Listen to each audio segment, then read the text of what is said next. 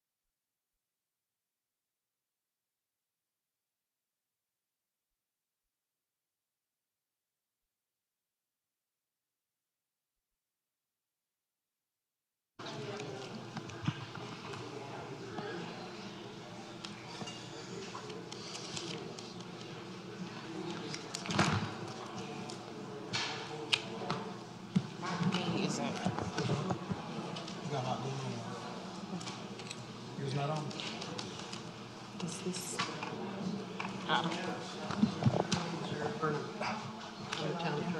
Yeah. What do you want me to do? Say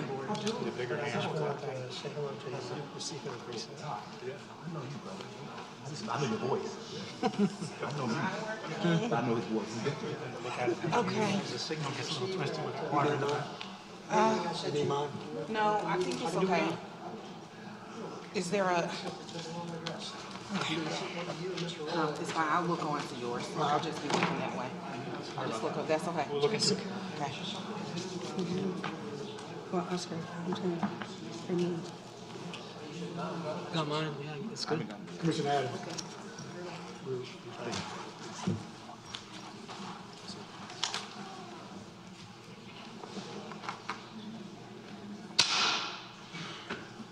Good evening, everyone, and welcome to the January meeting for the Board of Commissioners.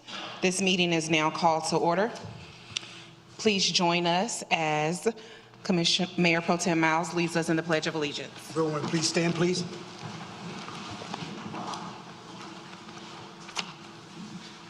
I pledge allegiance to the flag of the United States of America and to the republic for which it stands, one nation, under God, indivisible, with liberty and justice for all.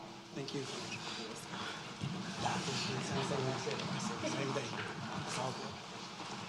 Thank you. Do we have a motion to approve the agenda? I make a motion to make some amendments to the agenda. If we can move item A from old business, I would like to move that to our January work session. That would be 1/15, I believe. January 15th. Thank you. I would also like to add a closed session at the end of this meeting to discuss real estate acquisition for the purpose of discussion of parks.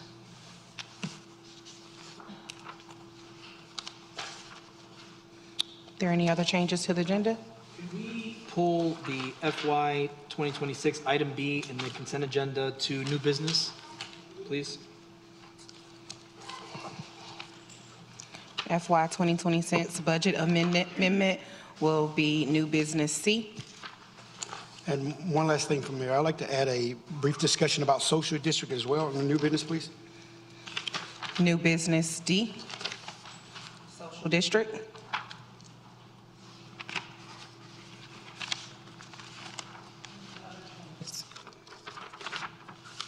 All right, is there a motion?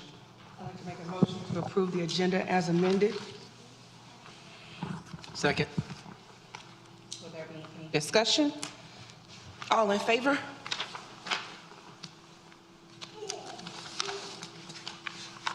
Motion passes. And now we will open the public comment period. Each person we call forward will have 3 minutes to speak, and you cannot speak on a public hearing item. First person called to the podium is Nicholas Walton.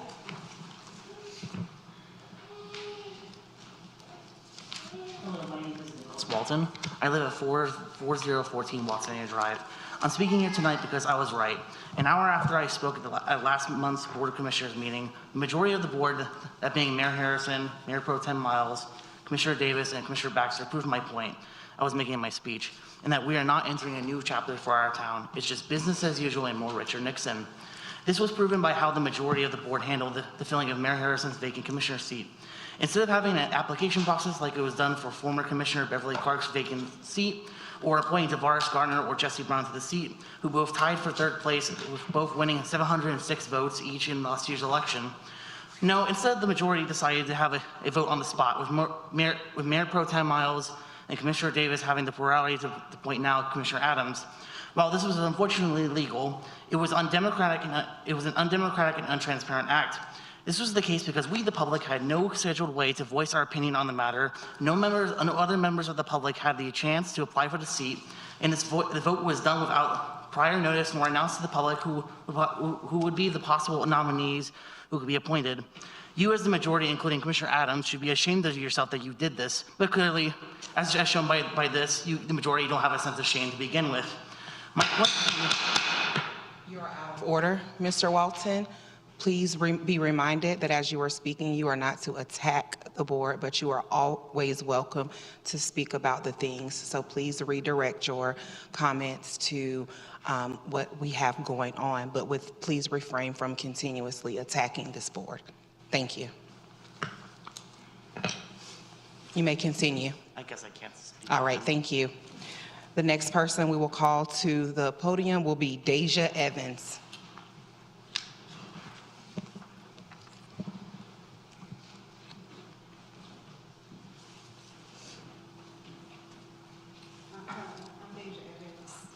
And I'm the owner of Lounge 96 here in Zebulon. I just wanted to briefly speak about the support of the food trucks today. I support continuing to allow food trucks because we keep customers on site, increase food traffic for nearby businesses, promote responsible drinking, and complements local restaurants during late night hours. I respectfully ask the town to continue allowing food trucks with reasonable guidelines. Thank you. Thank you. Thank you. He wanted to say something. I'm Demetrius, partner of Lounge 96, and I just want to ask, could y'all please look into trying to keep it, because we're keeping more people stationary, and with brick and mortar closing so early downtown Zebulon, it helps out a lot with us having a later crowd. All right, thank y'all. Thank you. Rachel Campbell. Well, I am one of the owners of Spotlight Bar and Lounge in Zebulon, downtown. Food trucks have been a valuable asset to our new business as well as other businesses in the downtown Zebulon area. With most restaurants closing by 9 and 10 throughout the week, 9 on the weekday and 10 on the weekends, food trucks provide patrons with much needed late night food truck dining options. This also promotes responsible alcohol consumption by ensuring guests have access to food. In our short operation in Zebulon, we have successfully brought 2 of the county's top rated food trucks to the downtown area. This not only generates additional income for the local economy, but it also allows residents and visitors to experience a variety of cuisines they may not have otherwise had access to on a regular basis. Our food trucks typically arrive between 9:30 and 10 p.m. after local restaurants have closed, so they do not negatively impact existing businesses. Additionally, we have a designated space for food truck operations, which has not caused any traffic congestions or parking issues. I respectfully ask that you continue to allow food trucks to continue to be allowed to operate in the businesses that choose to have them. Allowing this practice supports local businesses, enhances downtown experience, and contributes positively to the community as a whole. Thank you. Thank you. Mr. Clark, do we have any emailed public comments? We do not, Madam Mayor. Thank you. All right, thank you. And now we are moving forward to our consent agenda. Is there a motion to approve the consent agenda? I'd like to make a motion to approve the consent agenda, but I need a question answered first. And that is on the October 13th minutes, as reference to public comment being made available that I didn't see in the minutes. Did I just miss them? I can look into that one. Commissioner Baxter, that was before me, and I didn't prepare those. I don't have the intimate knowledge of preparing them. That's fine, and it wasn't something that I was used to seeing. There was just a reference made to it, so I wanted to make sure that I wasn't missing something. Sure. Okay, thank you. Then I would like to make a motion to approve the consent agenda. We have a motion. Is there a second? Second. We have a motion and a second. Is there a discussion? All in favor? Did you have a discussion? And I'm going to vote no on these, and I'm voting no because I haven't been able to see some of these minutes. I'm sure you're all aware, so I'm not going to responsibly vote for something I don't know what's in there, but that's my statement. Thank you. Roll. Is there a motion has been made and a second? All in favor? All opposed? Motion passes. Thank you. All right. And now we are moving to old business. Old business B will be appointed board vacancies. Okay, so appointed board vacancies, we currently have two planning board, two corporate limit roles, both with a term that expires in June of 2027. And we have the sustainability board that has two open seats, one for corporate, one within city limits and one in the ETJ. One term expires in June of 2026 and the other expires in June of 2027.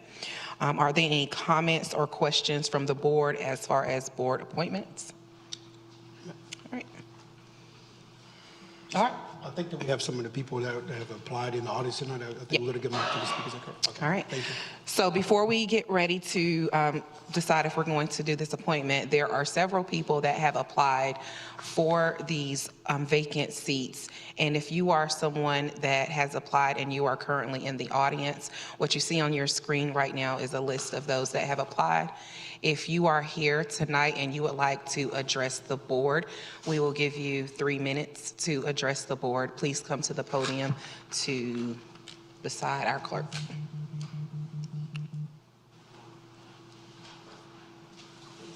Your first and last name and your address.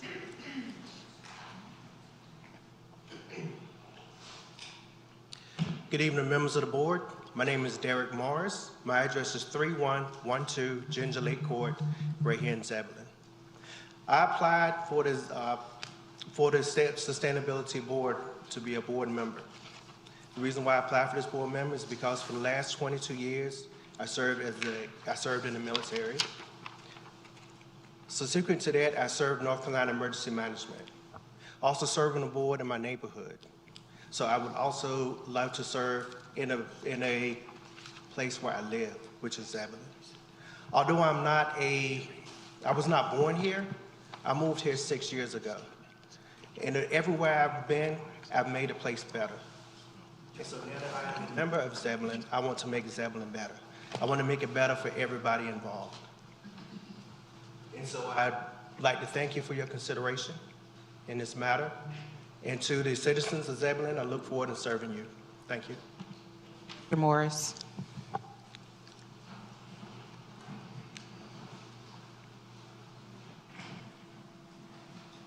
Are someone who has applied and would like to speak, if you could go ahead and line up at the podium behind this beautiful young lady here so that we can just keep going. Thank you. Go ahead. Good evening. My name is Natasha Drake. Thank you, Mayor and Commissioners, for allowing me to share why I want to be a part of the planning board. It was very important for me to sign up to see if I can be a candidate for the planning board because I want to be a part of how our community continues to grow. I wanted to ensure that the decisions around our development directly affect and how they directly affect the quality of life of our current citizens. And I wanted to share my voice in those outcomes. I especially was interested in the growth and ensuring that growth is balanced and intentional and that we are protecting the town's character, as well as making smart development decisions to meet the needs of our residents. So I saw this as an opportunity for me to get involved. I want to contribute my perspective as well as listen to others and work together to create a more welcoming, well-designed, and resilient community. Thank you. Thank you, Ms. Drake. Would anyone else like to speak, address the board? All right. Madam Mayor, if we didn't have anybody else to speak, I had one email from one of the applicants. Okay. He requested to read it to the board. Absolutely. Thank you. Please do.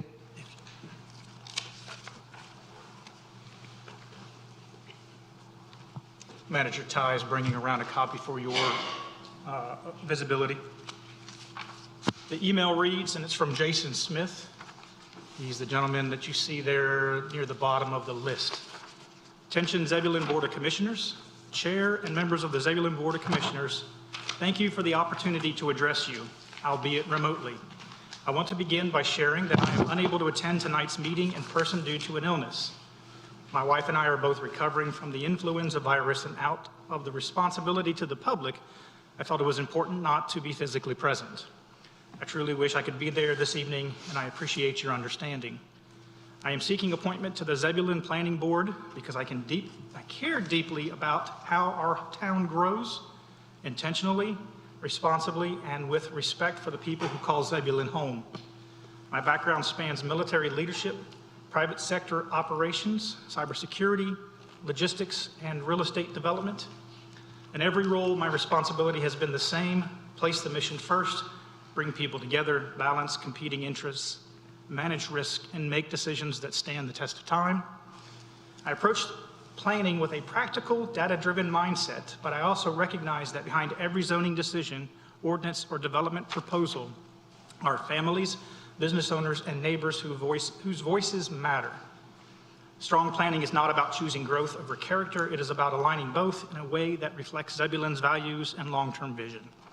I also want to be clear that this opportunity is not about me as an individual.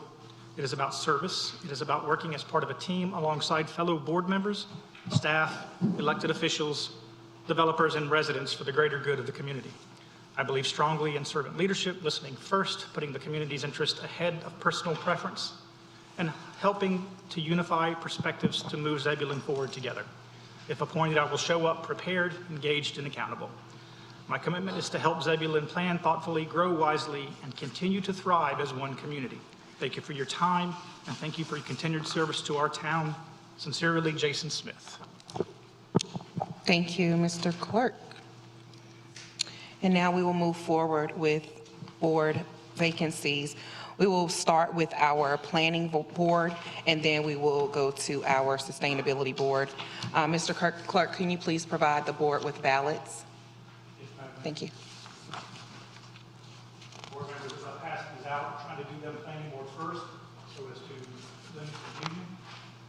Ballots that I'm handing to you have all the names for everybody who voiced an interest in the planning board.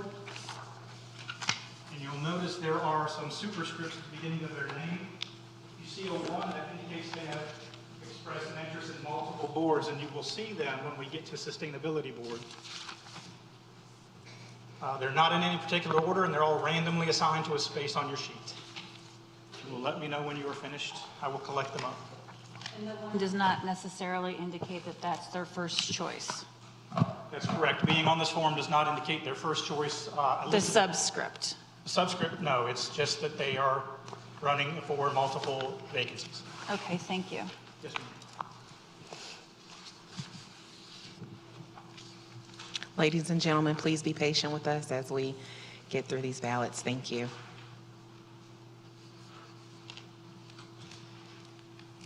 can't put your name back on there. You can't put your name back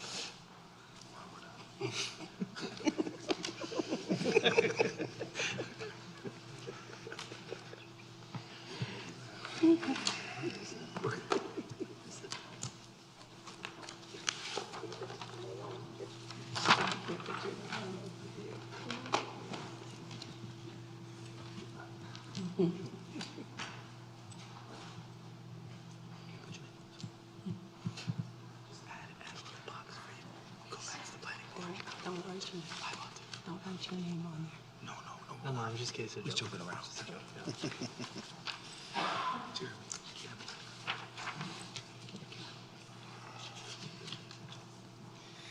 You guys hear all the giggling. It's because I'm about to have to move some folks around up here because they're acting out.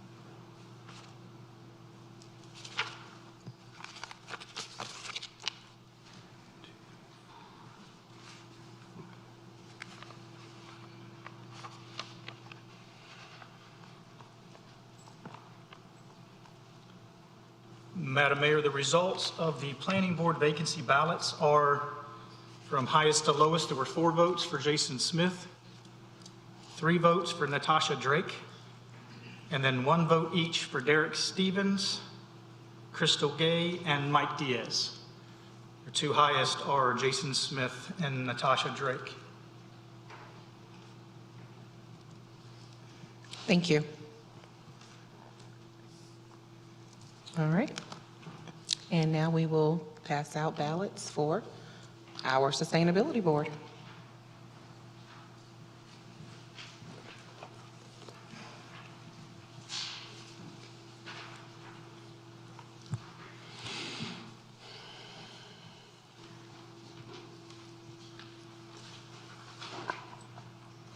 Thank you.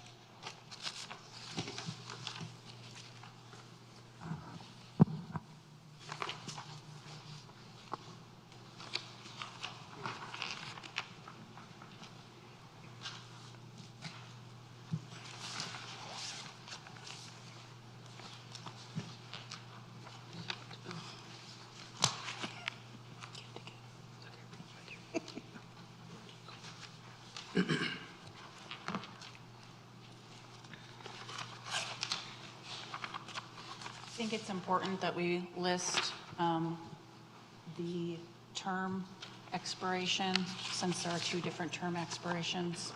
So also when it says second choice, the first choice is sustainability, is that what I'm to understand? Also, And then the board will identify who's filling which term once the votes are cast.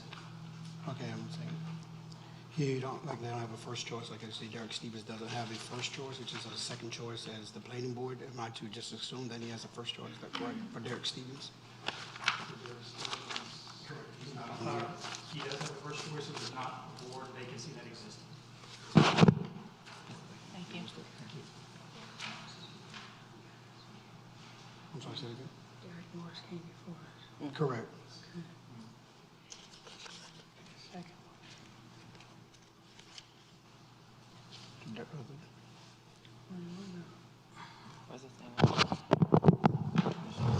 So with the other Derek, what was his first choice?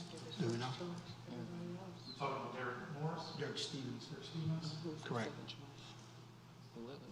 Don't have his application in front of me. I don't want to come in and answer without checking it first. Board of Adjustments or Parks and Rec. So, I think it might have been Board Parks and Rec. I mean, we, Might have been the one who was Parks and Rec. Most of them that had another choice, it was the Board of Adjustment.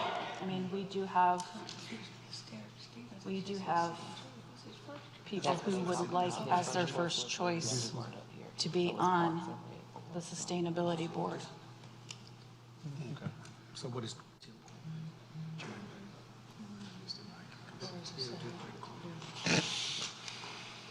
They not ready. All right.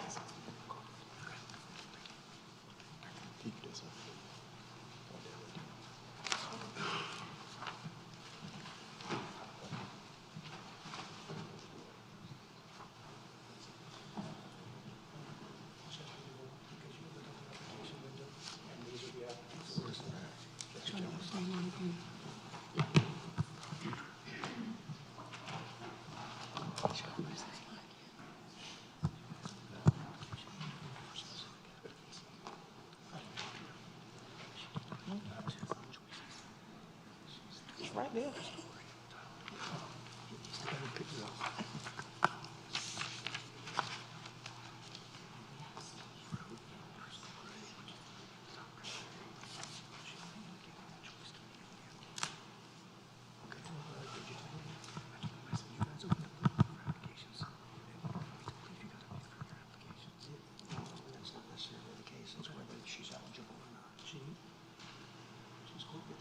Yeah, she would be eligible. She's eligible for the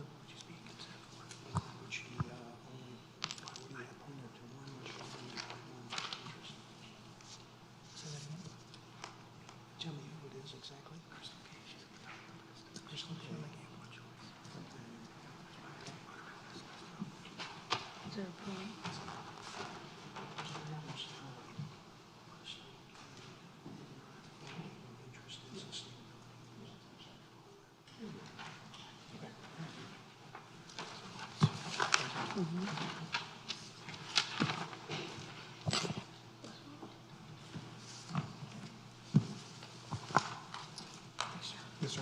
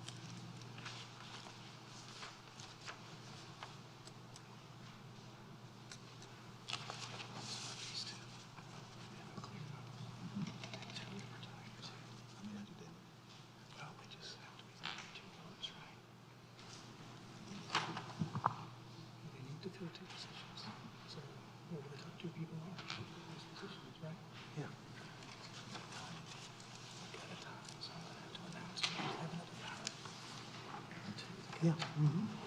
That's right. Only two positions. Yeah. Thank you for your patience, Madam Mayor. The one is in. The one that got the 5 votes is in. Yes, that's right. So the ballot for the Sustainability Board vacancies reads as such from top to bottom. Derek Morris had 5 votes. Devin Eisenhower had 2. Tim Core had 2. And Katie Strickland had 1. With your highest vote getter being Derek Morris, that would be a pretty straightforward answer, leaving us the two-way tie for the 2 vote getters, Devin Eisenhower and Tim Core. I have another ballot, but we could pass it back around, and we're just looking at strictly those 2. So the intent would be to hand you the ballot and pick the one that you want to fill that remaining vacancy. Between Tim Core and Devin Eisenhower. Evan Eisenhower. All right, thank you. Can we have a discussion as to Yep, that's all part of it. We absolutely can. why one candidate over the other? Just so I can help me make a decision, for example, for one of the 2? What are you looking for? You looking more so if we have an insight on anybody or something like that? I didn't vote for either one of them, so I don't know them. I remember their resumes, but what would you say would be a good reason to vote for that person to put them in the Sustainability Board? For me, I'll speak on Tim Core's behalf. Somebody that's already in the community, active already, looking to get involved. I view it as an opportunity where I know he's engaged. I see him at everything that we've had so far, from Rock to Block, Candy Cane Lane, you name it, and also very active in the community. So that's my rationale for kind of going that way, giving somebody that's already active in the community, kind of just giving a platform where he can now have a voice and be actually in the community, and then kind of like I feel that he'll take that out into the community and bring more in. So that's what I'm looking at. And I am going to continue to vote for Katie Strickland. I'm sorry, but that's just the way I'm going to fashion my vote, because she would like this as her first choice. She has advocated for community-focused events and sustainability and environmental efforts in the past. And so that's why I'm going to be voting the way I'm going to be voting. So you're not going to vote for the 2 that have a tie? I will not be the tiebreaker there. We'll take the ballots. Thank you. We will take the ballots now. Mr. Clerk, if you could pass them out to the board. Thank you.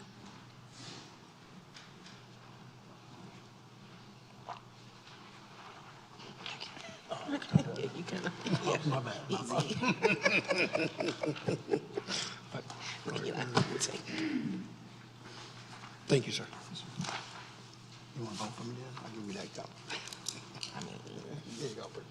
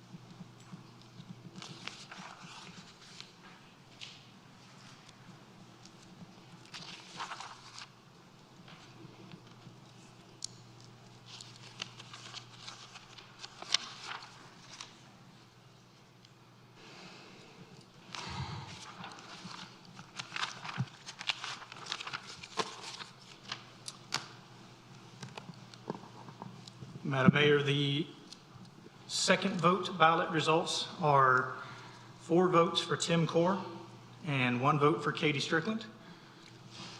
Thank you. Indicating that Tim Core would be the second highest vote getter overall. Mr. Clerk, and now, board, we need to identify the terms for.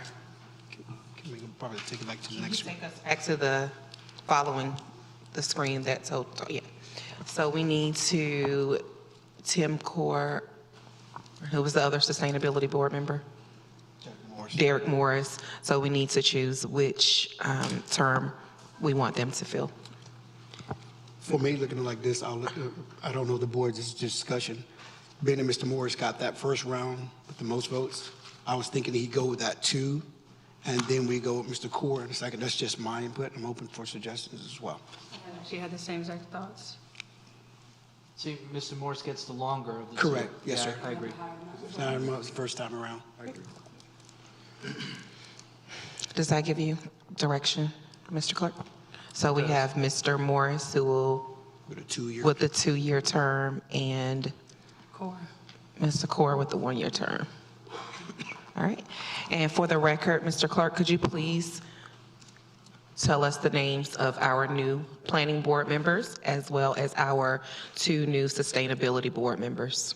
Absolutely, Madam Mayor. For the planning board, the 2 new members are Jason Smith and Natasha Drake.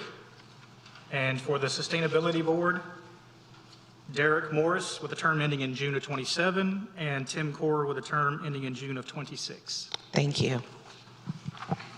Thank you. All right. All right. That didn't take any time at all. Great job, team. All right, now we are going to move on to new business. New business A, Smart Ride, Director Lau. Is that it? Kate, thank you. Good evening, Mayor and Commissioners. I'm going to be giving a brief presentation on the Northeast Smart Ride, as well as give a little bit of context to the CFAP grant that we will be reapplying for this year. So the purpose of this ask to you tonight is to authorize staff to apply for FY 2027 CFAP funding to continue the Northeast Microtransit Program. So a little bit of context on what the Northeast Smart Ride program is. Launched in 2020 with federal grant funds for an integrated mobility grant.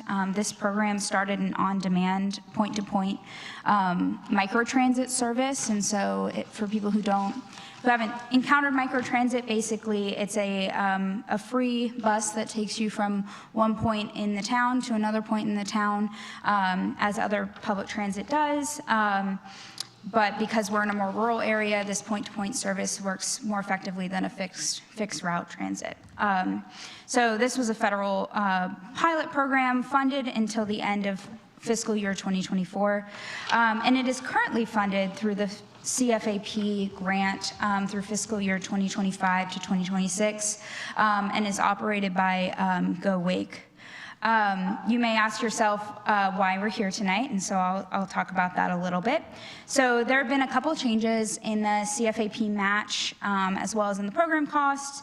So for fiscal year 2027, the CFAP funding shifted from a 50-50 match to a 65% from the Capital Area Metropolitan Planning Organization, which is the funding organization, and a 35% local match. So that means that we need to bring less to the table overall, and that the Campo will bring more to the table as a funding option. And so additionally to that, the total program cost has gone up due to just rising costs in programs such as this, as well as with our vendor.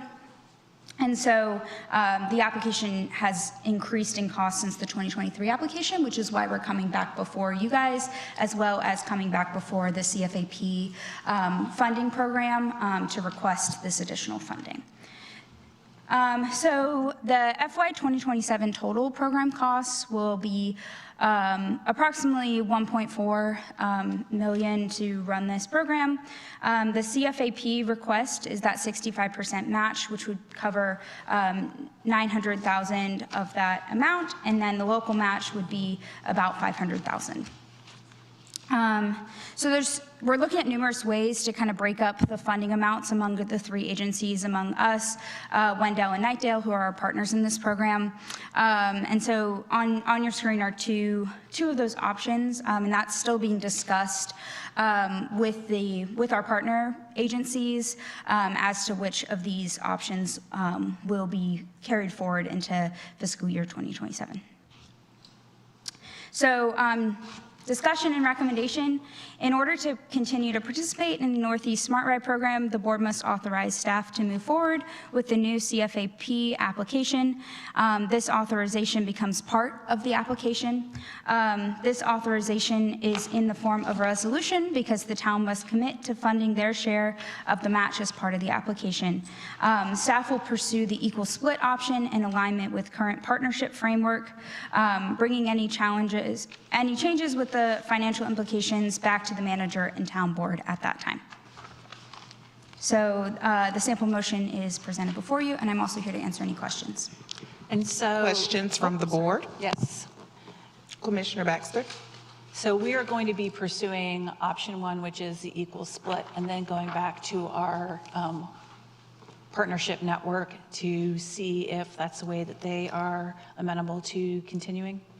Yeah, so the split is something that is part of the interlocal agreement that we would have with, well, we currently have one with our current operations, and then any changes to that would be reflected in an amendment to that interlocal agreement. And so we are looking to do that equal split this year because we're still kind of working through the program bugs and looking at this new funding pattern, and so for right now we are pursuing that, but we want to be a good partner with our other partners, with Wendell and Knightdale, and so those discussions are ongoing at this time. We're going to ask you to lean in heavily. Right. Absolutely. So that we can negotiate the best terms for Zebulon. So. Absolutely. If no one else has any further comments, I would like to move to approve Resolution 2026-16. We have a motion. Is there a second? Second. We have a motion and a second. Any further discussion from the board? All right, we have a motion and a second. All in favor? Motion passes unanimously. Thank you. Thank you. Thank you. Next, we will have Little River Park Phase 1 Director Long.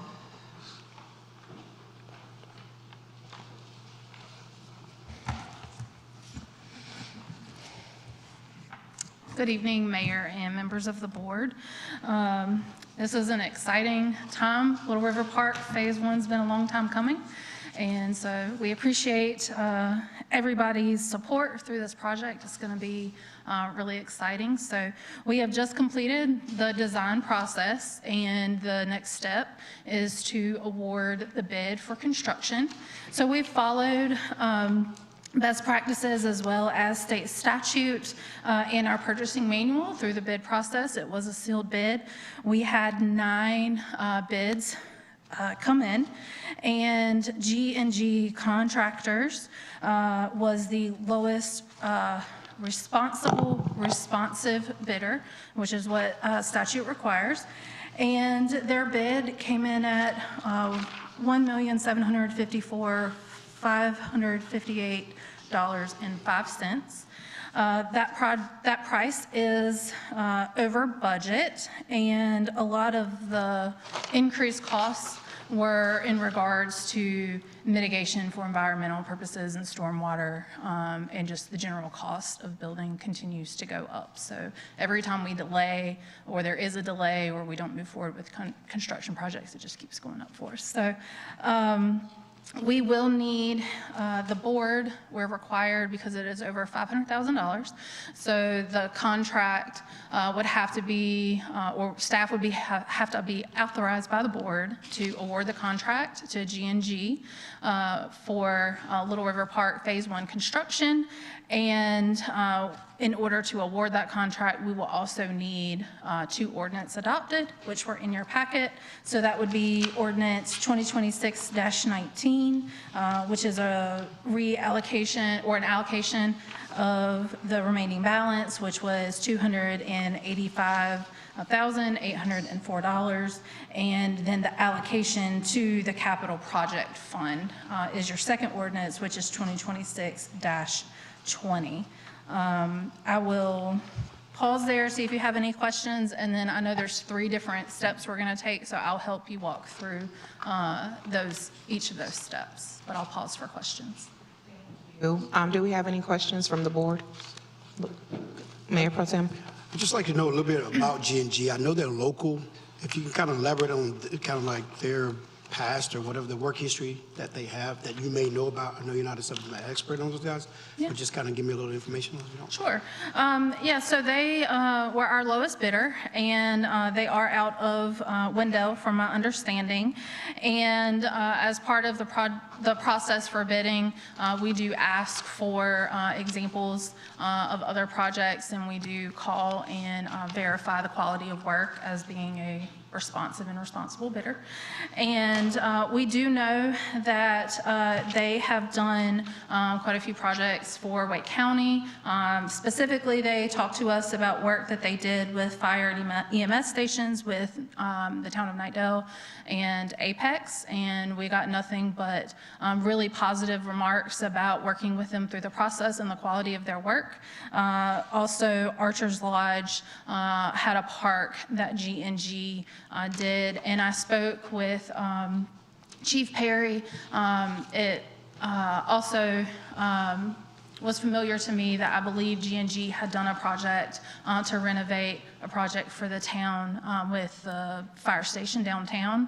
And Chief Perry also spoke very highly of the work, that it being an old building, there were a lot of challenges that had to be overcome and to still remain within the budget, and that G&G worked really closely with the staff and with their crews to make sure that that project came in and was done well. And they were very satisfied with the quality of work. Thank you. Absolutely. Just one more question I have as well. I don't know how it works, but I'm finding now that this is almost like a $2 million contract. sometimes when we have companies that we bring in, they're going outside of the town and bringing in some of the people to do the same work here in Zebulon.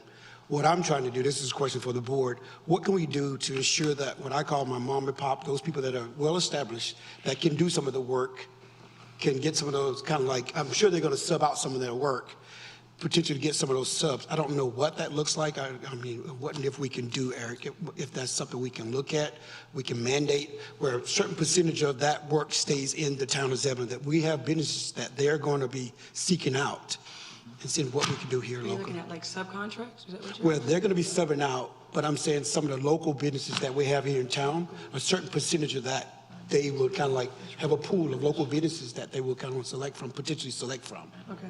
So I'm trying to figure out how we do that. Just saying to, good evening. I was just saying to the town attorney that you can set disadvantaged business enterprise goals, which will mandate contractors to look at DBE firms that are locally based, women-owned, minority-owned businesses that could be subcontractors. I mean, so you can set goals as long as it's in line with state statute. I think you can set those goals, but unless you have those goals, there's really no way you can. But you're also not going to set your goal in such a way that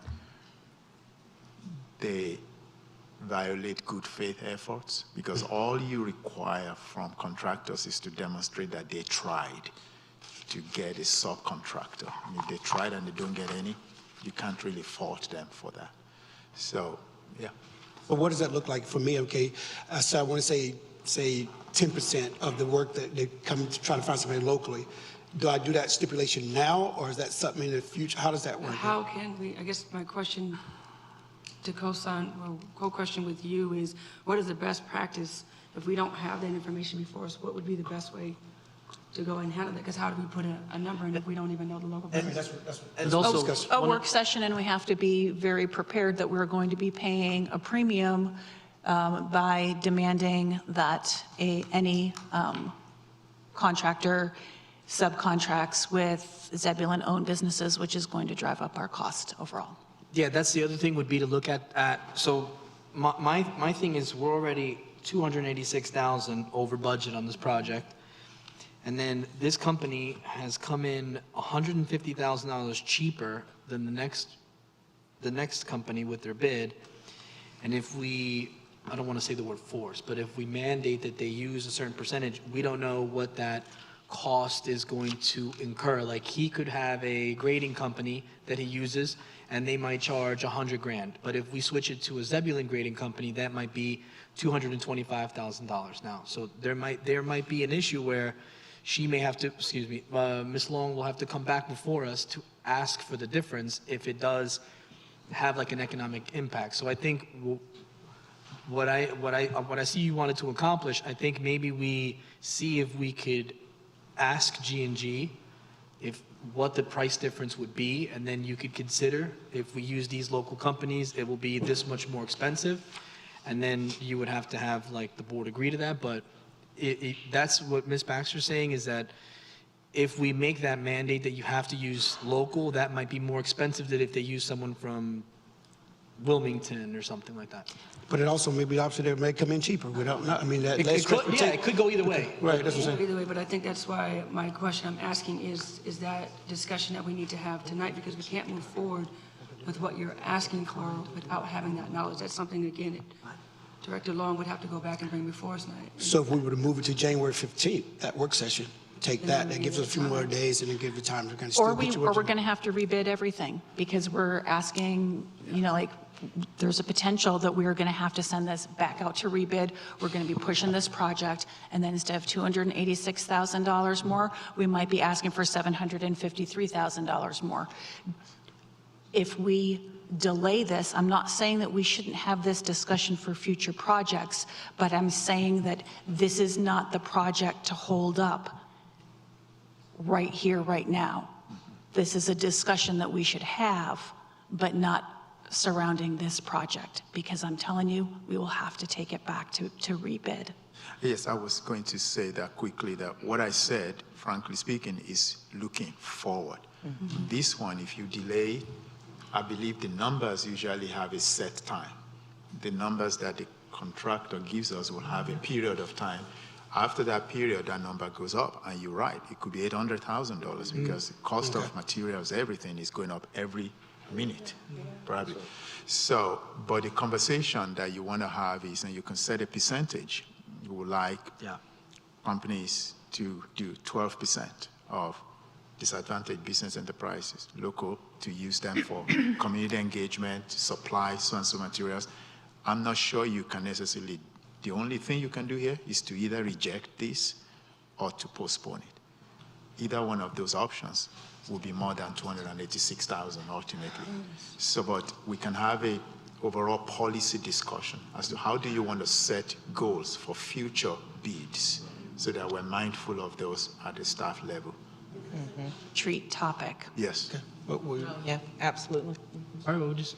This is a good topic, good work session or retreat topic for us to look at that. To piggyback off what he said, if we move it to the work session, just the topic, not this vote, you could consider when we give out a bid for work that each person gives us back a number. But let's say the next guy wants $1.9 million, but they're going to give 25% of the work to Zebulon residents, and the guy before that wants 1.7, but he's only going to give 5% of the work to Zebulon. We might be able to pay more to make sure that the money stays with local businesses. But, And then does that technically fall under some sort of strategic plan grant at that point? Because we're giving preferential treatment and more money to Zebulon-owned businesses. And I'm not saying that we shouldn't be doing it. I'm just saying that this is a very large topic and perhaps not one for full discussion tonight. I do like the idea of having a discussion of this during the work session. Come back before us. My goal, I just want the board to understand, my goal is this money that we're giving out, it could be a life changer for some of the small mom and pop shops here, the businesses here in Zebulon. That is the goal. That's my end goal. So that discussion I would like to have in the future. If we can't do it tonight, I look forward to talking about it in the future.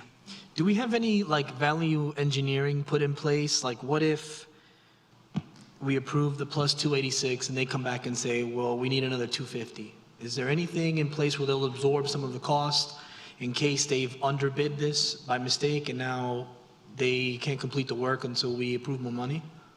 So there is contingency built in to the project. And, they're agreeing to the cost of the project unless there are unforeseen circumstances that neither they or us, it wasn't identified during the design process, and it can't be value engineered another way. That would be when we would have to come back to you to move forward if there was additional funds that need. It happens, but there is contingency built into this amount, and should we not have to expend that, it goes back into the budget. So it doesn't, if it's not spent, it won't go. I'd like to just also bring where when they did the fire department, we did have to come back and put like another 500,000. You will always have to come back. It was always five. In real estate, there's always something that they came discover. So I was just asking if, to protect ourselves, the contingency is only $77,000. I think that's like one truckload of dirt from A to B, right? So that's kind of what I was just asking, if we have in that agreement with them something where like, hey, if you come back and you need plus 250, you have to come and absorb some of that cost and finish the job. Yeah, it'll have to be based on like how it was bid, what was bid, and if it's their mistake or our mistake. Okay.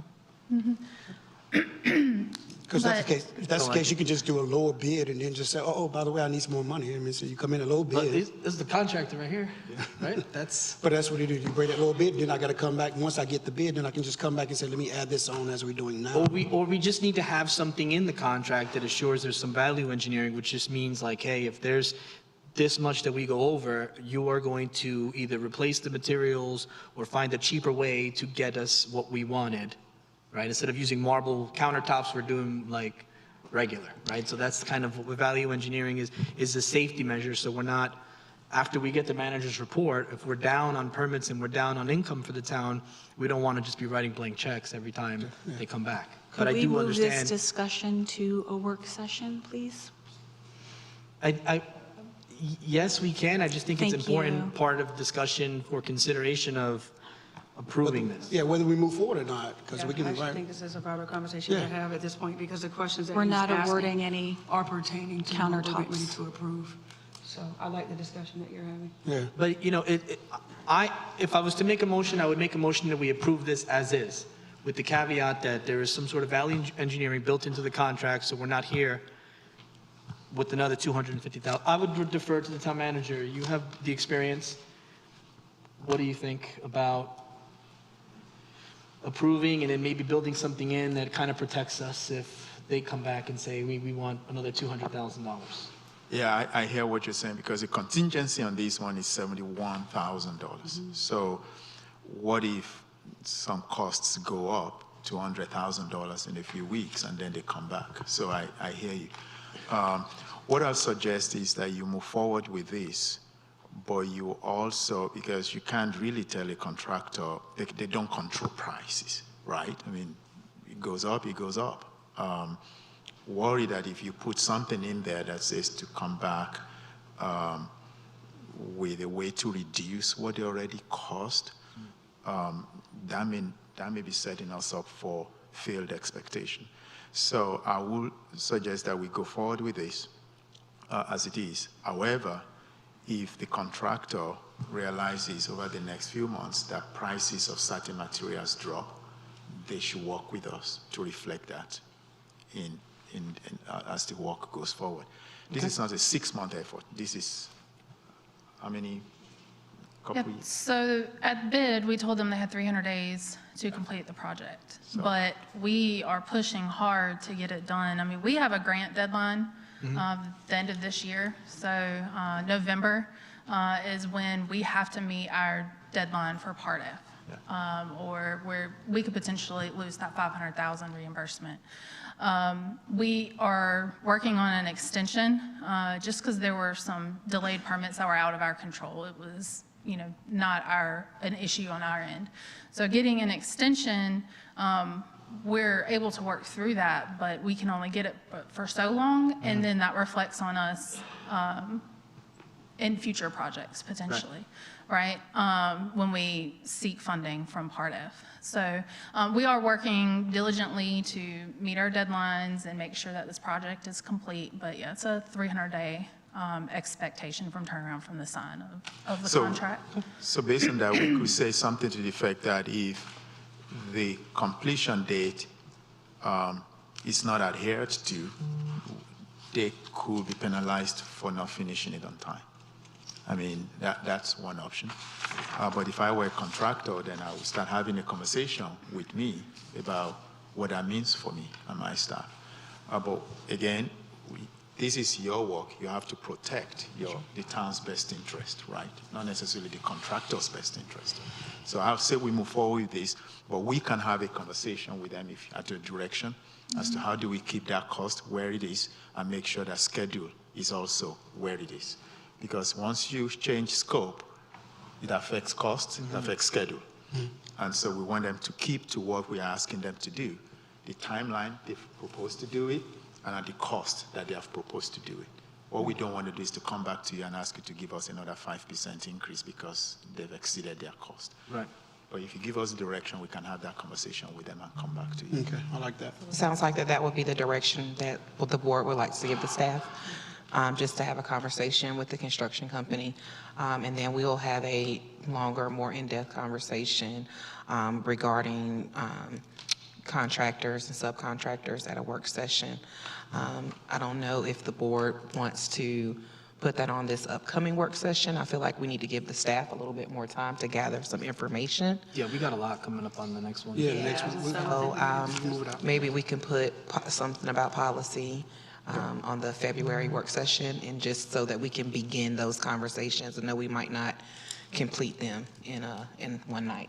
The key thing is I just want to get that started, so in the future, so we're giving out, because this is phase one, so those other phases, so I want to make sure that we definitely intentionally be Charity starts at home, spread abroad. I want to make sure we take it.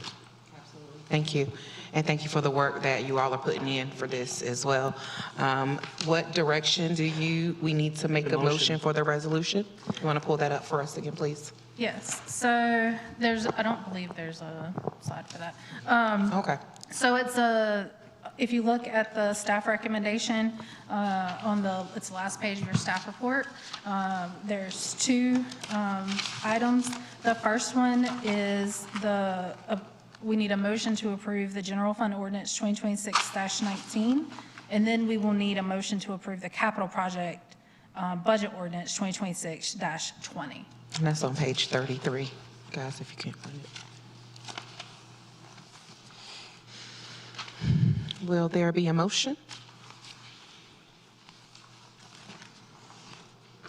So I'll make a motion to approve budget ordinance 2026-19 general fund and budget ordinance 2026-20 Little River Park Capital Project Fund. We have to do them one at a time. Have them one at a time. So just do your first one. Okay, let's try again. Make a motion to approve budget ordinance 2026-19 general fund. Second it. We have a motion and a second. Is there discussion? Roll vote. Commissioner Baxter? Favor? Mayor Pro Tem? Favor. Commissioner Davis? Favor? Commissioner Adams? Favor. Commissioner Roa? Favor. Motion passes. Thank you. Second motion to approve budget ordinance 2026-20 Little River Park Capital Project Fund. We have a motion and a second. Is there discussion? No discussion. Roll vote. Commissioner Roa? Yes. Commissioner Adams? Yes. Commissioner Davis? Favor? Mayor Pro Tem? Favor. Commissioner Baxter? In favor? Motion passes. Thank you. Thank you. And then the last piece was to authorize staff to engage with G&G to execute a contract. I'd like to make a motion that we authorize staff to engage in a contract. Second. We have a motion and a second. Discussion? All in favor? Motion passes. Thank you. Thank you, Thanks, Sheila. Thank you, Sheila. And now we will, Commissioner Roa, you moved the budget from consent to new business C. Yes. I just wanted to know what the money being transferred was for. I guess the citizens, for transparency, because when I read on there, I couldn't see a reason, but totally supportive of your department. I eagerly await my tablet whenever I can get that. Nothing yet. But as soon as we do, you and I had spoken when we first met, the importance of getting IT and infrastructure set up here and, getting everyone up to speed with hopefully Google Fiber in the town. So, yeah, I just wanted you to be able to present that and then we motion to approve it. Thank you. So thank you, Mayor and members of the board, and to you, Commissioner Roa, for the question. First, I want to share just a little bit of information that the Information Technology Department, this is our first year having our operating budget. So since we were newly established in July 1 of 2024, and I joined mid-August of 2024. So what has happened during this time is I was taking a look at our budget just based on best practices previously. And so from a fiscal standpoint, I was just assessing where we are. And I did realize that we were in a deficit in some of my line items, high in some line items and low in others. And what that caused me to do is instead of coming back monthly, making small adjustments, I was trying to, in full transparency, take a look at the budget for the rest of the fiscal year so that I can allocate funds accordingly in those spaces. So there have been a lot of changes here in the town, just for full transparency, as we're trying to lay a great foundation for employees and for the board, to include the iPads. Those are extensions of those new projects. To include the cell phone policy as well, because, we've had uptick in various spaces as it relates to public records, requests, all the things. So just bringing transparency in those areas as well. But one of the things that I was unable to forecast was the supply chain increase as it related to the devices that I would be ordering for the employees for renewals and then the new employees that were onboarding. So one of the key areas that was impacted was being able to purchase the device for the employees based on the role that they were in, not where they sat in the organization. And what I mean by that is our groundskeepers to the manager's office, we all no longer have the same devices. Our manager may not need a device where his whole, that it has technology on that laptop. But we did have some grounds that they are working in construction doing inspections. They had iPads, but when they were looking at the maps, it was crashing. So it no longer supported their need, but that was what they had. So going from a $600 device to a device that was $2,000, that was something that I could not really forecast for. However, it has made an immediate impact in that area because now they're able to do the maps. They have a tablet and a laptop, which is an all-in-one device. So now whether they're on the tablet or if they're on the computer, when they move from one space to another, they're able to do that, to include no longer using public Wi-Fi. They have Wi-Fi on the devices. And so for me, it's probably more so for me that supports us, but it helps me sleep at night knowing that we're not on public Wi-Fi, that we have the Wi-Fi specific to their devices, so that way that keeps us safe, a little bit more safer versus public.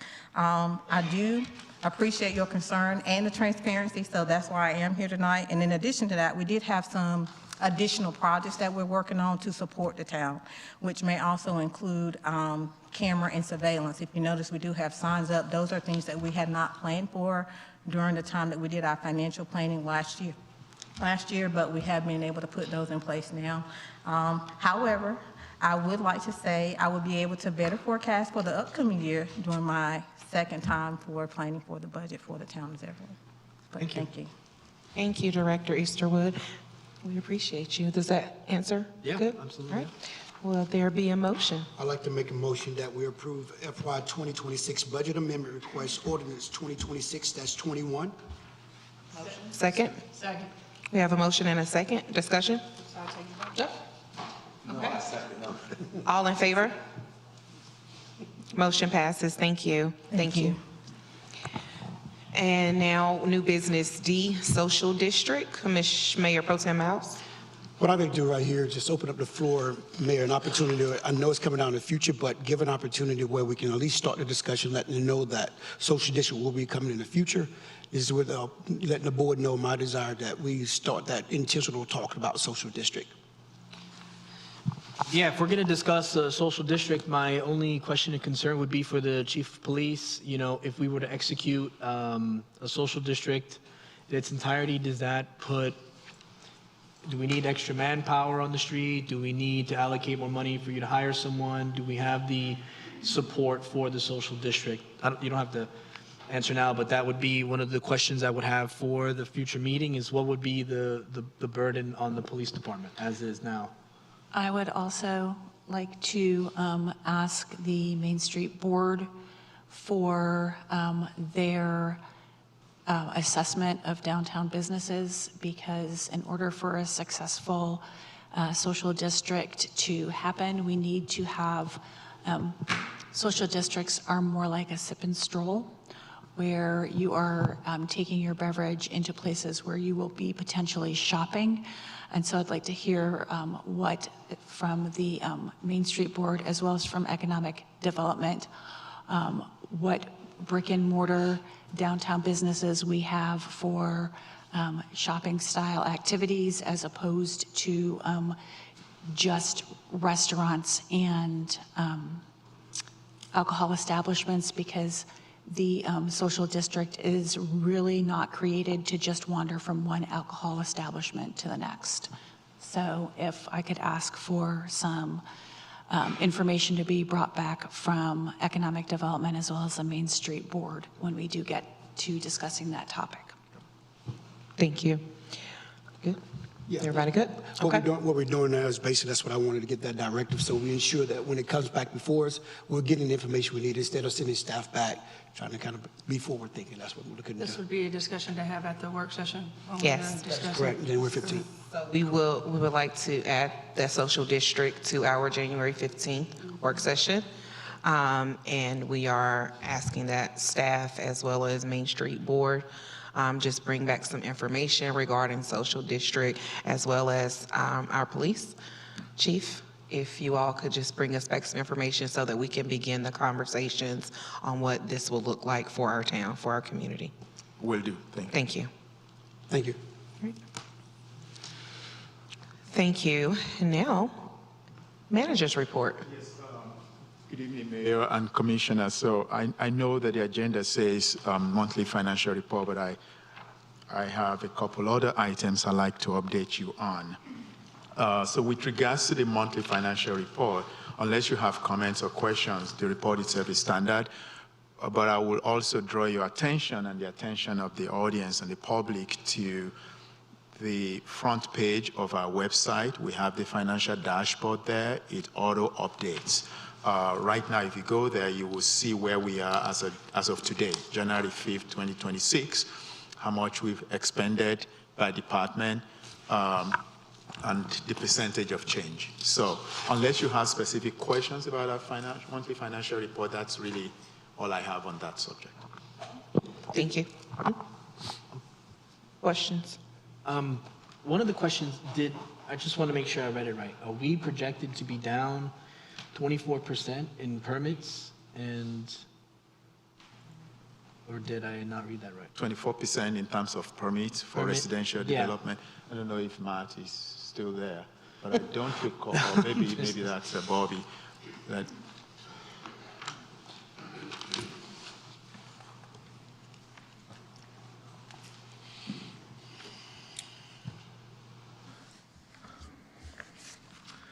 I assume you're talking about on page 38 at the bottom, is that what you mean? Permits 29% less than this time last year, is that right? Mm-hmm. Yeah. Yeah, what we do on this monthly report is just compare where we are this year at the same point to last year. And yes, that is correct. From basically December 17th of 25 compared to through December 17th, 24, permit and zoning fees are down 29% less than they were at the same point last year. But is that due to a development? I don't think, the planning department has put a slowdown on approvals. Is that just a trend that we're seeing? Because, a 30% drop is a pretty substantial. It's a trend, I think, mostly because of interest rates and the investment environment. I think don't quote me, I believe it's about 60 less single-family homes this calendar year than last calendar year. It's somewhat, in my opinion, a misleading figure of growth, though, because while we have a certain number of homes in our building permit pipeline, we have much more that have been approved, or the entitlements have been approved by this board or through our by right process that simply haven't even started construction yet. So we think of Zebulon South, Chambly Lakes, the Bennett Bun Plantation, Zebulon Pierce's Road PD. There's almost 2,000 homes, and the public will not see a shovel in the ground on those at least until the end of this year. Some of those are 2 or 3 years out as well. So while builders may have built less homes this year in Zebulon than last year, I think if we were able to look at this now over the next 15 years, that mainline number of homes built in 5-year increments. The 5 years from now, it'll be a lot more than the past 5 years. So. Okay, so you don't see this trend continuing till next year. Next year, we should see a reverse. So the market's correcting itself. And having bought a house this year at the top of the market, it's correcting itself now. So. Okay. Yep. That's all. Thank you. Thank you. Any other question on the financial report? So 2 other things I need to update you on, and then I'll turn it to Attorney Vernon for the interim contract extension. So the Citizens Police Academy, we're accepting applications for that. Now, just wanted you to know so you can share that in your circle. It's a free 7-week program that offers residents the ability to happily be able to peel the curtain and see what we do. They will learn about patrol operations, investigations, training standards, community safety, and it's an opportunity to have a one-on-one engagement with our police officers. The deadline is January 23. Applications are available online.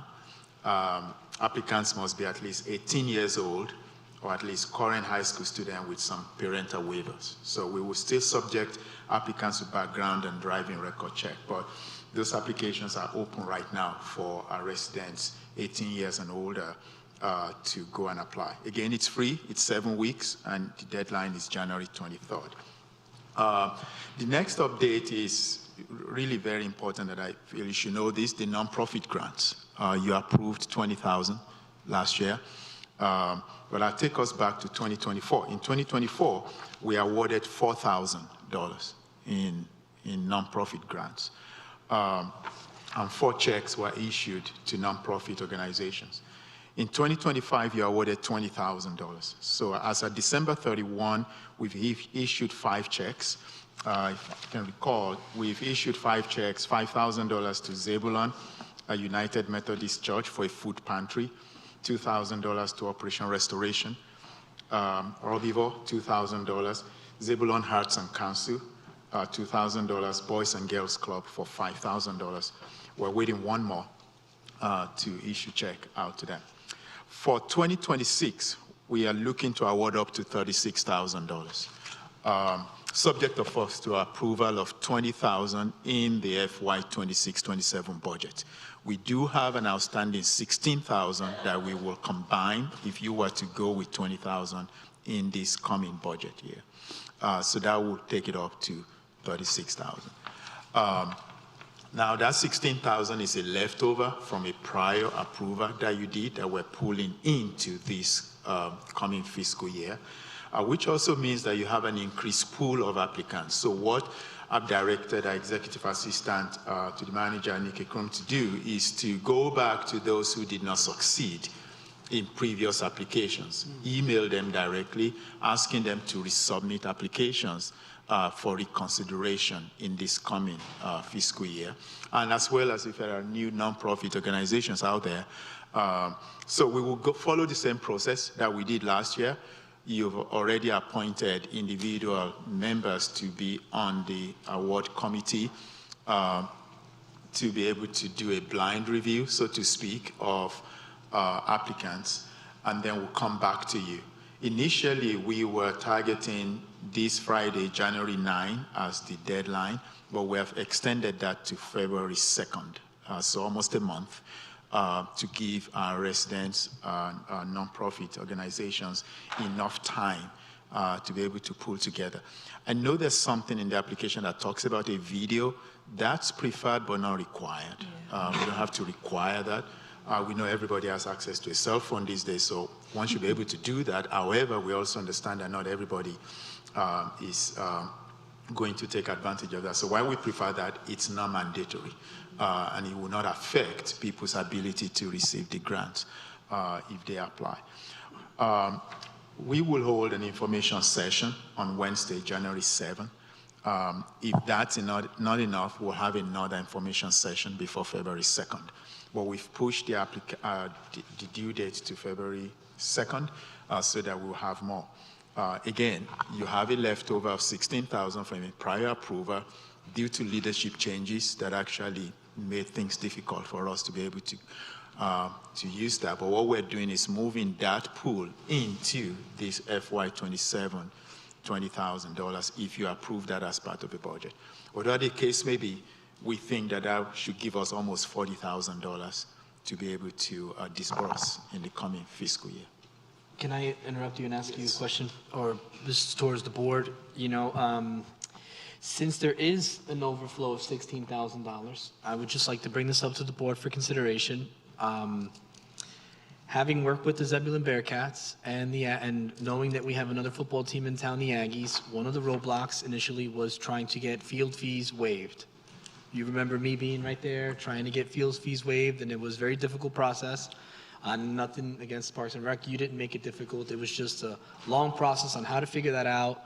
What does that look like? I think, or I would like the board to consider taking half of the $16,000 that we have here and maybe creating a policy that would just allow someone in Zebulon who started a team in Zebulon to be able to apply for that specific pool of money to have their organization, their field fees waived for an organization. So it's not necessarily a nonprofit grant.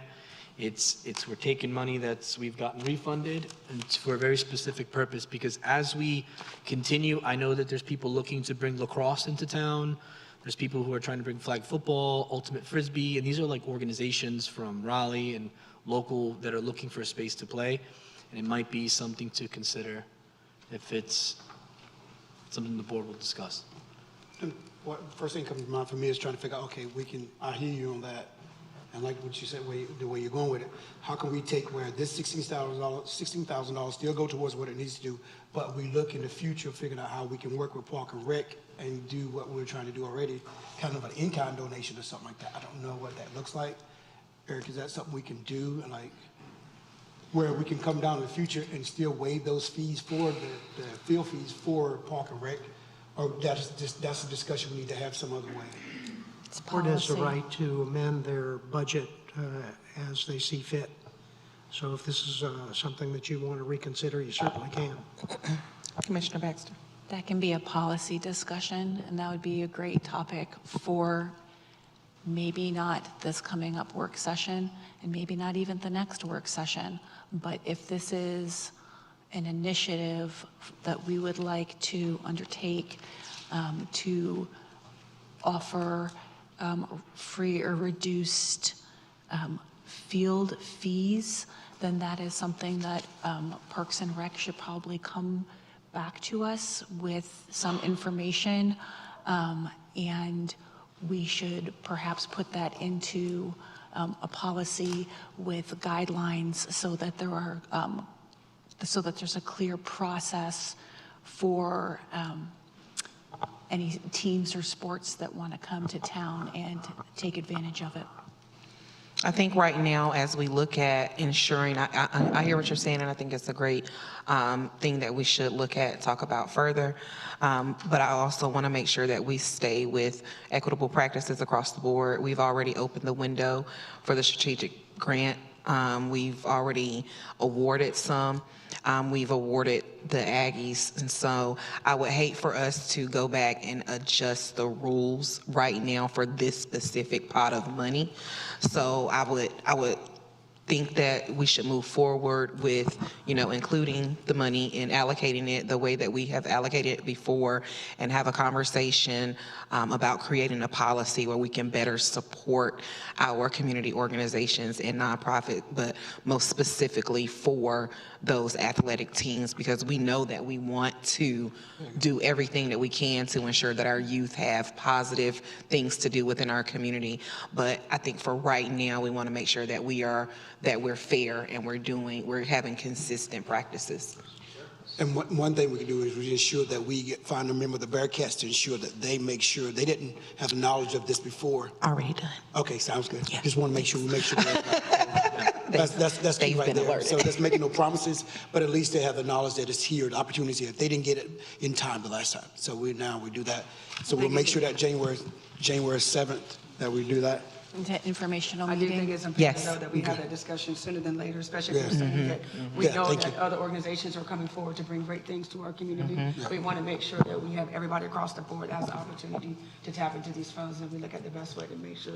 Just as a specific to policy, I'm not asking Parks and Rec to waive the fees. I'm asking them to charge whatever they would charge, but we are going to pull money from a pot where we found some money to just pay them so they don't feel like it's an undue burden to them, right? But I appreciate at least considering that policy in the future, because these as we have seen how many kids show up and parents show up, and if we can assist them with extra money that we have, what we found, instead of returning it to the general fund, it would be good use. Gotcha. Thank you, Commissioner Rowe. Yeah. Great conversations, but you do have time. the way we did it last year, where we came back to you and you allocated 5,000 for 2 and then 2,000, you have the flexibility to do that. So between February 23rd and March 27th, I think, will be discussions, work sessions like this, and you can decide to carve it out however you want. Again, you know, you are not restricted to the 16 or the 20. That's why I think if that pool is increased to almost 40, you increase your ability to do more. But what we just want to do is to get the word out. So you can get that word out through your social media platforms, to your network. That's why I'm sharing this so the audience is aware of that, but also the public, because I think it's a really good way in this particular economic environment to help nonprofits, you know, to do what they do best that we can't do. So I think you've got that period of time. We're going to do a good job reviewing them before we bring them to you, which is why, again, we're revisiting those who applied before but were unsuccessful. Maybe they can do something different this time that will make them successful. Gotcha. Maybe there are new nonprofits that are being set up that want to take advantage of this. You know, you reach out to your network in the sports and athletic world. I think there are ways that we can, I don't want to say skin the cat, no. No, there are different ways we can actually do this to still be able to stretch and touch everyone. And remember, this is not a one-time deal. This is also going to be happening over the next few fiscal years. But it is a one-time deal for that particular 16,000. Yes, we want to make sure that the 16,000 is carryover from a previous year. So if we, you know, should we decide to increase it, but just so that the public is aware that this is a one-time thing for right now, unless the board does something different moving forward with the budget. Good idea for us to say encourage any youth sports or youth organizations, because I think that that is something that this entire board is passionate about, to encourage them to apply, because now instead of $20,000, we will have $36,000. And so say they could use it to pay for their field fees. Yeah. There you go. Commissioner Davis. No, I was going to ask you, mentioned Manager Jabo, social media. Are there other successful platforms that we're using to reach out to let people know, especially for the extension?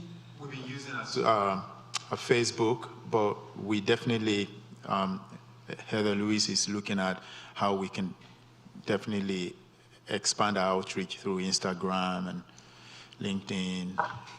I don't know. I'm not that generation, so. Not a social media person. Whatever I say. Are you volunteering to make us some TikToks?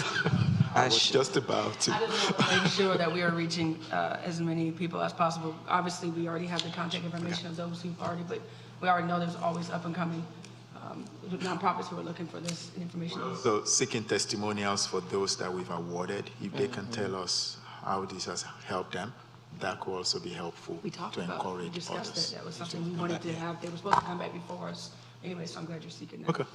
Thank you. Mayor Pro Tem? Just I didn't hear the town manager say on January 7th, that time frame for that informational session for this? That would be the day we do the information session. It will be virtual. We're going to also push that out. No, it's in the time hack. Time? Yes, sir. 12 to 1 p.m. lunchtime. Thank you. On January 7th. But again, the deadline is not until February 2nd. And Nikki didn't tell me this, but I will offer it, that we can have a follow-up information session if that day and time is not enough, since we've extended the timeline. Yeah. Is that a successful time? Is that why you're doing the lunch hour? Is that taking the work? Yes, because that's when we think people who are working could take time. Maybe we should add an after hour to it as well. So we just want to make sure we cover it. Just in case. Okay. But we will record that, and then it will be on our social media so people can pull it and listen to it on YouTube. Thank you. Sounds good. Thank you. My lunch is not at 12, so I can't be in that. Commissioner Roa, you had your hand up a few minutes ago. Did you change your mind? Okay. Thank you. All right. Anyone else? Commissioner Adams? Yeah, I do have a concern. I know we're talking about funds and all that good stuff. I was approached by a family last week, I want to say, and they had made a mention that the park that we have, the playground equipment doesn't work, so the kids can't go and play. So now they're taking the kids to Nightdale to play at the park. So I'm new, so I don't know what we're doing for our park to keep our kids at our park and not go elsewhere and have fun. And this is going to be a nice couple days we got here, but I don't know if it's been addressed yet, but I think we should have someone look at the park and the equipment so the kids can at least go out there and, I don't know what they play now, but the merry-go-round, whatever it may be, but they're saying it's not working at all. Everything's broken down, so. Can you, one second, if you can relay that information to Manager Jayoba, is so that he can get Sheila and her team out to look at that, that would be great. We'll make sure that we take care of that. We want to definitely make sure that that's looked at. Okay? That was it. All right. Thank you. All right, great. All right. Thank you. The last item, of course, I'll turn it over to Attorney Vernon. As you know, my contract ends on January 7th, but you don't have a manager until February 16th. So we're trying to figure out how we bridge that gap before the new manager comes in. We had prepared an amendment to the interim manager's contract that extends his service through February 16th, 2026. And it's under the same terms and conditions as his current contract. Did you say February 13th? Same hourly rate. Sorry. So you just basically need a motion. Did you say February 13th? February 16th, Okay. which is That's Monday. what I thought it was like, wait. Okay. I'd like to make a motion that we approve the contract as amended till February 16th, 2026. We have a motion, have a second? I second it. We have a motion and a second. Let's take a roll vote. Commissioner Roa? Can we please get? Let's have a discussion in That's the o- contract. That's okay. Thank you, Commissioner Baxter. Can we So we are please- going to take a moment and get the contract? Yeah. I just want to make sure that, I know, thank you. Can we please make sure that once it is approved, that it is available online for Yes. Yes. general public to view? Thank you. Thank you. Absolutely. Thank you. We have a motion, we have a second, and a discussion. Roll vote. Commissioner Roa? Yes. Approved. Adams? Approved. Commissioner Davis? Favor. Mayor Pro Tem? Favor. In You ready? favor? Commissioner Baxter? All right. Thank you. Motion passes unanimously. Thank you. Manager Jayoba? Yes, All that's right. it. I'm sorry for taking the time. Oh, no, thank you so much for those updates. Now we will go to board comments. Commissioner Baxter? Everyone had a safe holiday, and that everyone is starting out the new year with love in their hearts and excitement for the town of Zebulon. I'm looking so forward to all the things that we've got headed our way.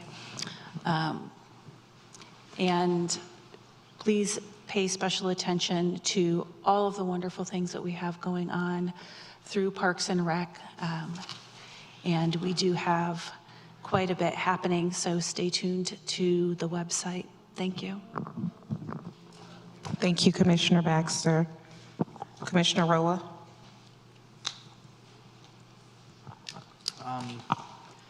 Merry Christmas, Happy New Year, and we're getting to work, as you can see. Congratulations, welcome. Thank you for your service, Ms. Morris, and welcome to the board. And I look forward to being able to, if you have any questions, Commissioner Adams and I were on the planning board for a while, and we can help you. Bye. Yep, Ms. Baxter too, so if you have any questions, we're here to help you. Thank you. You, Commissioner Roa? Commissioner Adams? Just want to say Happy New Year and all that good stuff.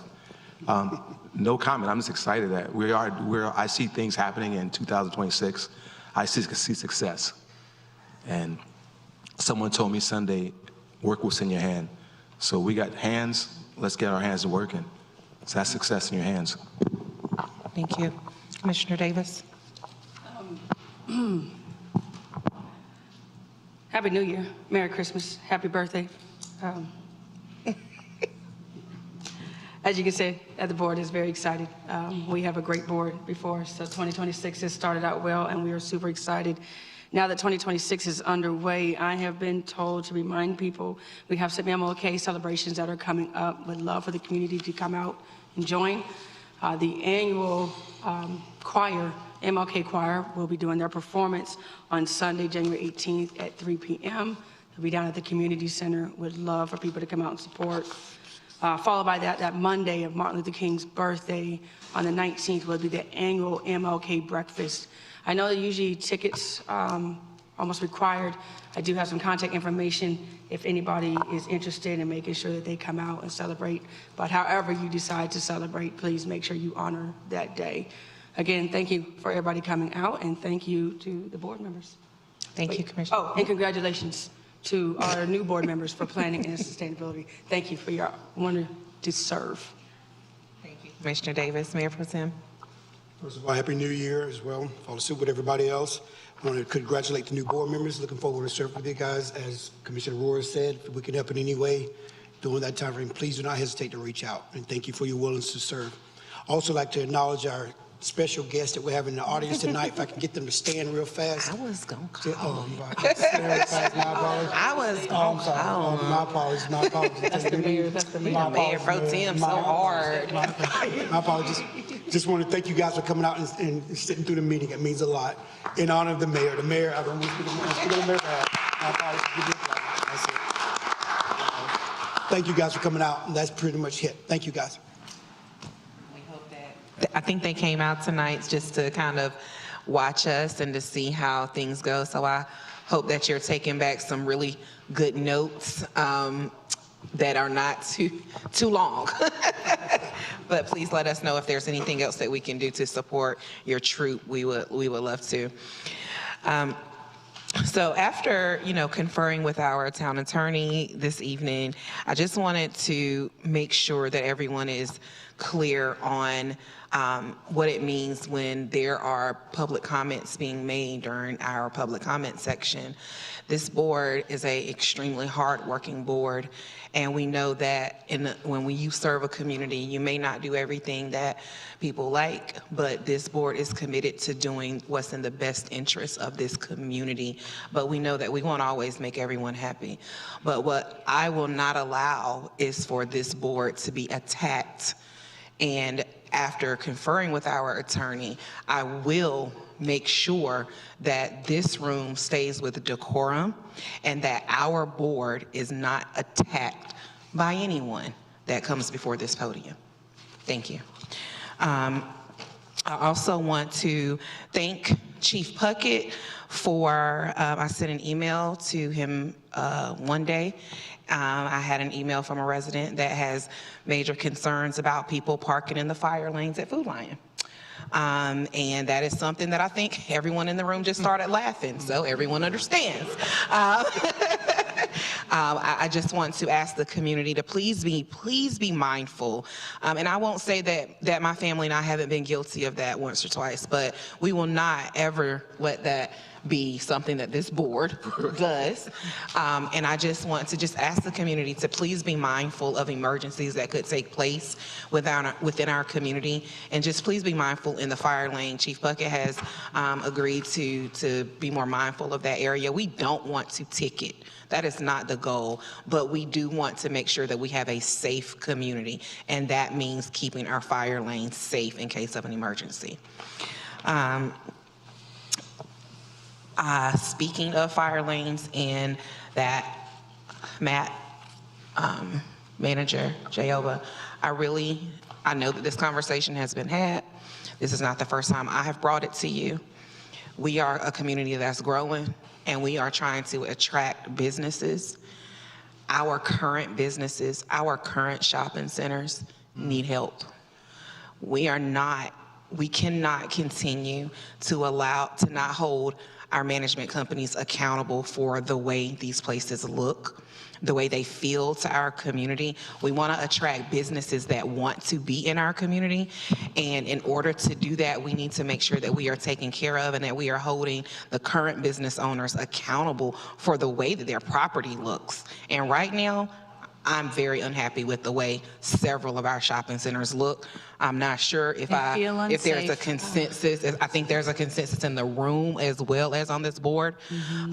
So I am asking that we start to hold them more accountable, because this is our community and we want to make sure that our community represents who we are, who we are growing to be. So, and in that same breath, I know Commissioner Miles and I have talked to you all about the housing developments, one on North Street and one on Shannon Drive, that are currently owned or managed by Wake County Housing Authority. And I understand that it's not our responsibility to keep those places cleaned, but our residents are calling and finding us almost every week because of the filth that they are living in these communities. These are our underserved, our low-income communities, and just because they are underserved and low-income does not mean that they should have to live in filth. I am asking that we take some responsibility, and even if that means holding the Wake County Housing Authorities responsible, or whomever is responsible, we need to take some responsibility and some accountability to ensure that the residents in our community can open their door and not be greeted by a dumpster overflowing with trash, mattresses, old furniture, dirty diapers.